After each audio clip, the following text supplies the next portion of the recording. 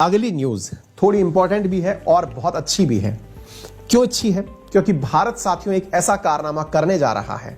कहां से इंपॉर्टेंट निकल के आती है? ये सिक्योरिटी से रिलेटेड सवाल है। इसके अंदर security and disaster management paper 3 का हिस्सा क्या है, ध्यान से सुनिएगा, क्योंकि भारत की एक न्यूज निकल करके आई है कि इंडिया का पहला indigenous aircraft carrier begins another phase of sea trial. ये न्यूज है, बहुत इंपॉर्टेंट है साथियों। आपको मालूम होना चाहिए कि भारत का आईएनएस विक्रांत, जो कि जल्दी ही जब नेवी का हिस्सा बनेगा, जिसको इंडिजीनियसली डेवलप किया गया है, इसे इंडिजीनियस एयरक्राफ्ट कैरियर कहा जा रहा है, IAC-1, जिसका नाम है विक्रांत। भविष्य में इसका नाम INS विक्रांत होगा।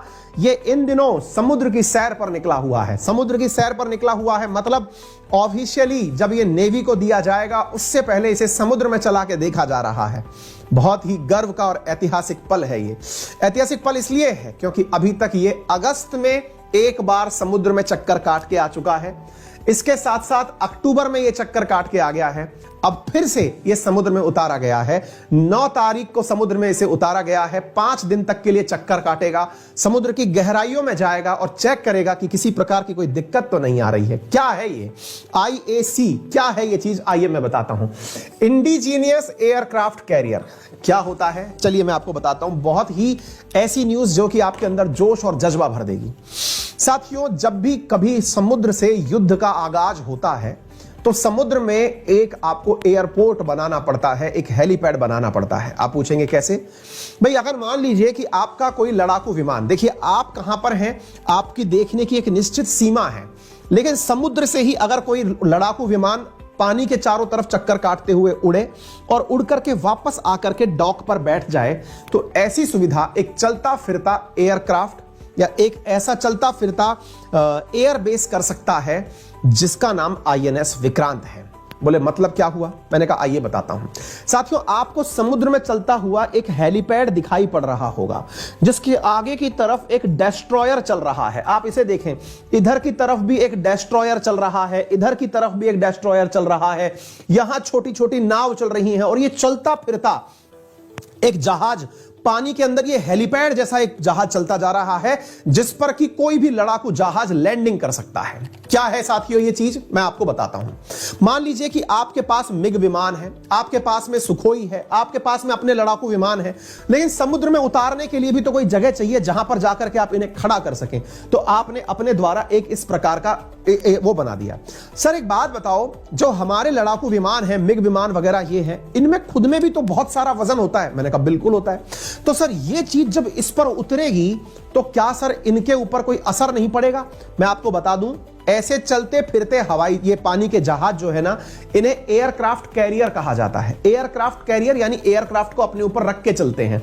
बोले सर जब ये खुद के ऊपर किसी चीज को उतारेंगे तो इनके ऊपर झटके से ये डूबने का टेंशन नहीं रहती क्या? बिल्कुल रहती है। इसी का तो ट्रायल चल रहा है। चेक कर करके देखा जा रहा है कि क्या ये इतने मजबूत बन गए कि इनके ऊपर चीजें उतारी जा सकें। बोले सर सुन के तो फील बढ़िया आ रही है, लेकिन ये बताइए कि क्या हमारे पास पहले से कभी कोई था क्या ऐसा वाला विमान? हमने कहा बिल्कुल है। चलिए हम आपको सारी जानकारियां देते हैं। एक बार के लिए आपको विक्रांत की डेक पर लेके चलते हैं। ये अपना विक्रांत है, INS को मतलब इसको कोचीन शिपयार्ड के द्वारा बनाया गया है। अब देखिए साथियों, होता क्या है, अब इसको समुद्र के अंदर उतार दिया गया कि चलो भैया जाओ समुद्र में उतरो। साथियों अब होता यह है कि अब देखिए आपको यहां पर 2 बगल में छोटे मोटे जहाज चलते हुए दिखाई दे रहे होंगे। ये इसकी हिफाजत में चलते हुए पायलट व्हीकल्स हैं। इसको समुद्र में लेके जा रहे हैं कि चलो तुम समुद्र में। अब इनके ऊपर हेलीकॉप्टर को उतार के देखा जा रहा है। ये खुद भी चल रहा है, हेलीकॉप्टर भी चल रहा है और चलते हुए हेलीकॉप्टर को इस पे उतारा गया है। देखिए कितना ही अद्भुत नजारा है। जब पानी का जहाज चल रहा है, उड़ता हुआ हेलीकॉप्टर इस पर लैंड कराया गया और जहाज अपने स्पीड में चलता रहा। आपको जान के आश्चर्य होगा साथियों, इसका वजन जो है ना वो 40,000 टन है। किसका वजन? ये जो पानी के डॉक पर आप चलता हुआ से देख रहे हैं, जहां से हेलीकॉप्टर उठ के भी चल दिया, जिस पर हेलीकॉप्टर बैठ भी गया। मजेदार बात यह है कि दुनिया के केवल 5 या 6 ही देश ऐसे हैं जो इस प्रकार का डॉक बना सकते हैं, जो इस प्रकार का एयरक्राफ्ट एयरक्राफ्ट कैरियर बना सकते हैं, उनमें से भारत भी एक शुमार हो गया है। साथियों, भारत ने इंडिजीनियसली आईएनएस विक्रांत का निर्माण किया है। आपको मैं बता दूं कि आईएनएस विक्रांत पहले भी हुआ करता था भारतीय नौसेना के अंदर, लेकिन उसे रिटायर करना पड़ा था क्योंकि बहुत लंबे समय से वो सेवाएं दे रहा था। रिटायर करके हमने उसे एक प्रकार से डिस्टेबलाइज किया।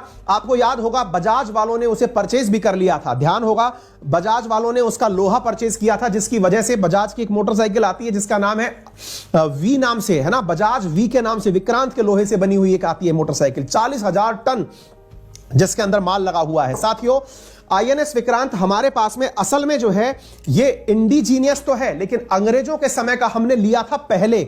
मैं आपको थोड़ा सा इतिहास बताता हूं।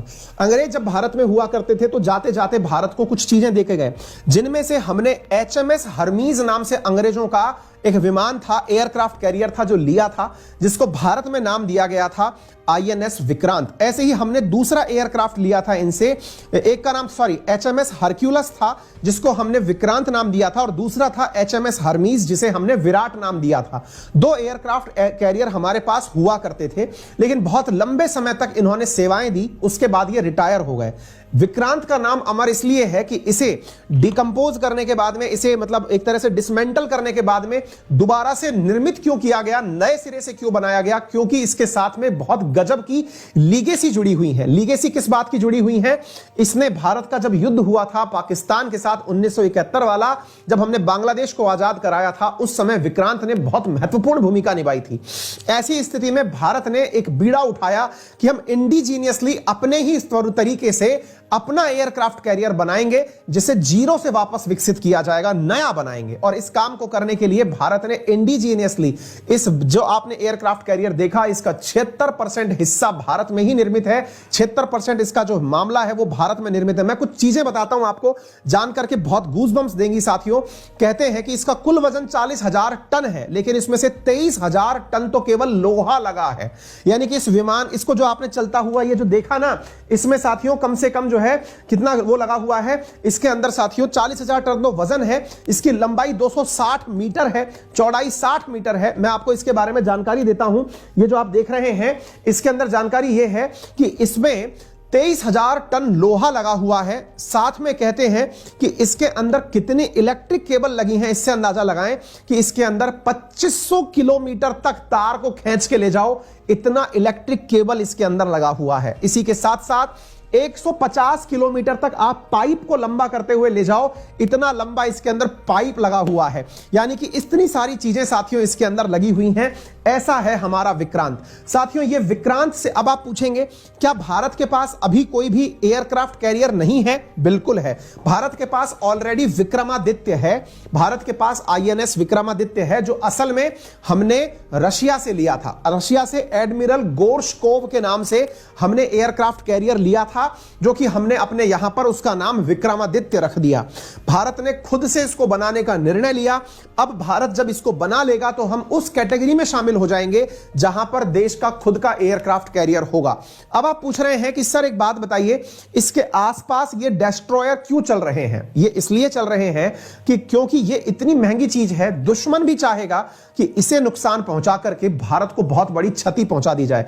अगर ये किसी भी मतलब वहां पर खड़ा है, किसी भी तट पर खड़ा हुआ है, या भारत के किसी भी बॉर्डर सीमा पर खड़ा हुआ है, तो समझिए कि उस तरफ का सारा बॉर्डर सेफ है।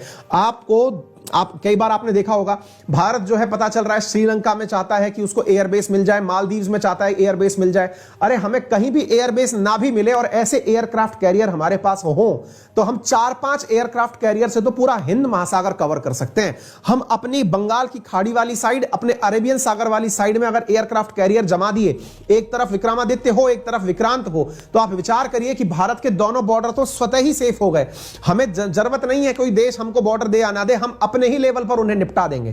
कहने का मतलब ये इतनी बड़ी चीज है साथियों। दुनिया में केवल 5 ही देश ऐसे हैं जो बड़े P5 कंट्रीज कहते हैं आप लोग, उनके पास इसको खुद से बनाने की क्षमता है। बाकी लोग तो परचेज करते हैं किसी और देश से। भारत ने रक्षा क्षेत्र में जिस प्रकार की उपलब्धियां हासिल की हैं, उनमें से इंडिजीनियसली इसका निर्माण करना और इसके साथ साथ जो हमने परमाणु पनडुब्बी बना रखी है अपने द्वारा, इलेक्ट्रिक मतलब न्यूक्लियर फ्यूल से चलने वाली जो सबमरीन्स बना रखी है, इस क्षेत्र में इंडिया दुनिया के कई देशों से ऊपर निकला हुआ है। हमने बहुत सारे मुकाम हासिल किए हैं, उनमें से ये एक है। अभी खुशी की बात क्या है, हमने खुद से इसे कोचीन शिपयार्ड के माध्यम से बनाया है और वर्तमान में ये अपने ट्रायल दे रहा है। ट्रायल से मतलब ये हुआ कि अभी ये केवल समुद्र में चक्कर काट रहा है, अभी ऑफिशियली इसका नामकरण किया नहीं गया है।